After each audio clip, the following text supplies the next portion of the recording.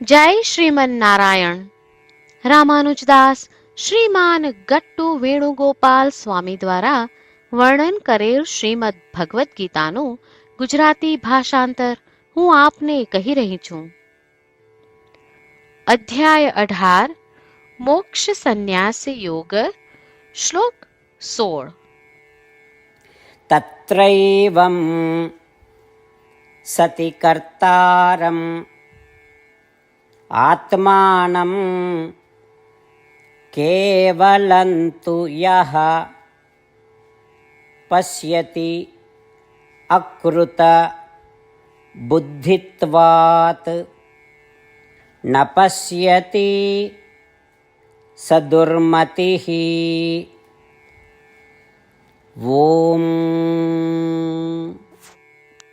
ગીતાચાર્ય શ્રી કૃષ્ણ પરમાત્મા અર્જુન સાથે આપણને બધાને મોક્ષ સંન્યાસ યોગ શીખવી રહ્યા છે. પરમાત્મા કહે છે, અર્જુન, સર્વે કર્મોનું મૂળ કારણ મેં જણાવેલ 5 પરિબળો છે.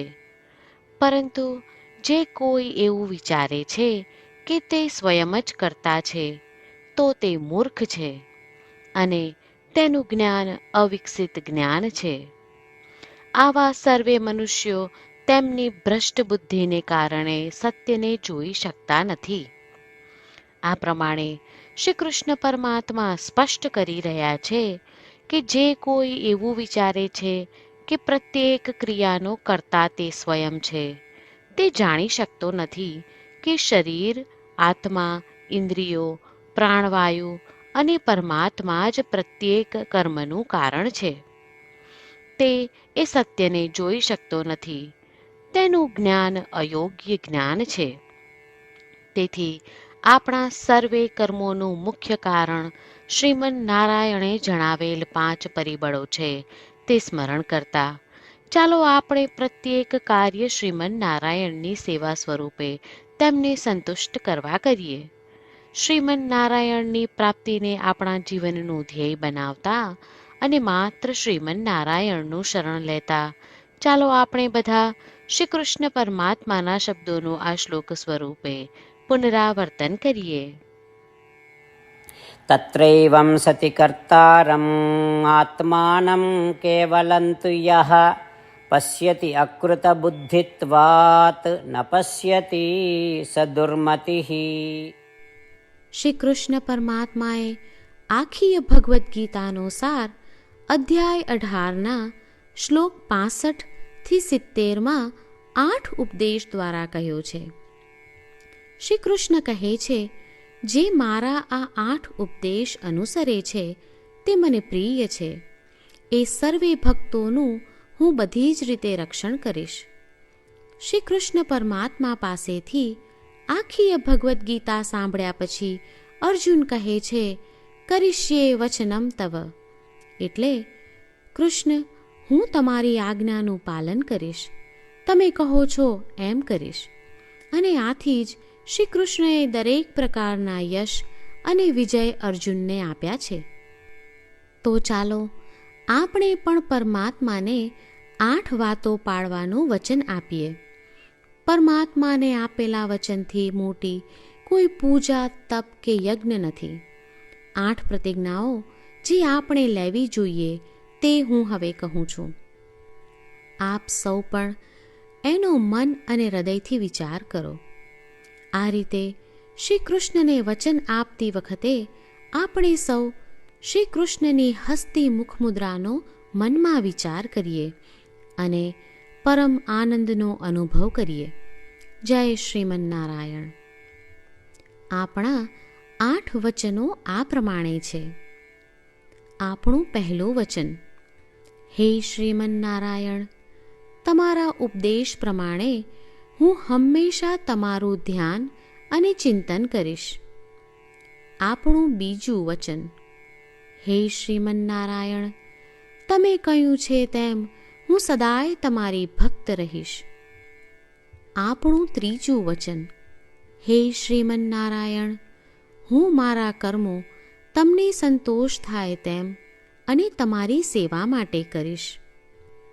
આપણું ચોથું વચન, હે શ્રીમન્નારાયણ, તમે અનુસરવા કહ્યું છે તેમ મને પૂર્ણ શ્રદ્ધા છે કે હું તમારી છું. હું સદાય મારા હાથ જોડી તમને નમસ્કાર કરીશ, તમારી ભક્તિ કરીશ. આપણું 5મું વચન. હે શ્રીમન્નારાયણ, હું તમારા શબ્દો યાદ કરું છું. મામેકમ શરણમ વ્રજ.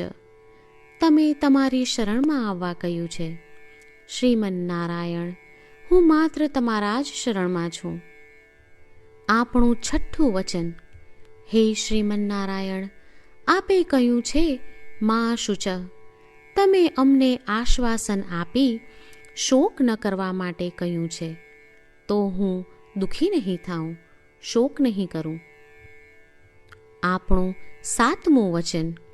હે શ્રીમન્નારાયણ, અમારા કલ્યાણ અર્થે આપે શ્રીમદ્ ભગવદ્ ગીતા રૂપી આશીર્વાદ આપી અમારા સૌ પર કૃપા કરી છે, તો હું દરરોજ ઓછામાં ઓછો 1 શ્લોક વાંચીશ અથવા સાંભળીશ એવો સંકલ્પ લઉં છું. આપણું 8મું વચન.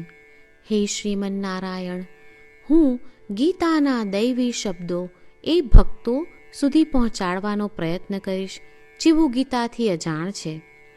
હે શ્રીમન્નારાયણ, તમે કહ્યું છે તેમ કરીશ, તમે કહ્યું છે એમ વર્તીશ અને તમારા માટે જ કર્મ કરીશ.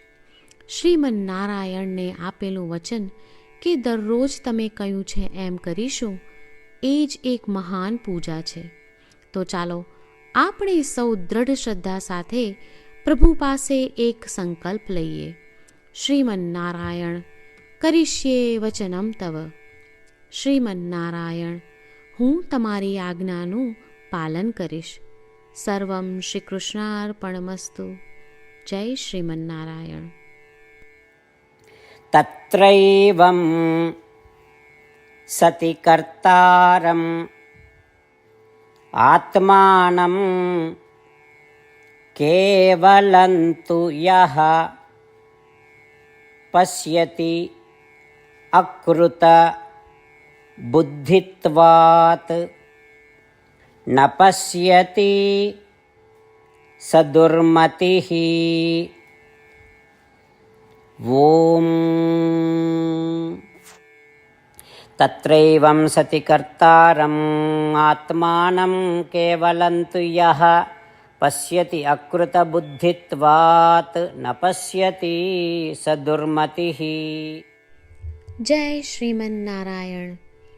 તમામ ભક્તોને ખાસ વિનંતી. આપણા જીવનની દરેક બાબતોમાં આપણે તાત્કાલિક અને અસરકારક પરિણામો ઈચ્છીએ છીએ.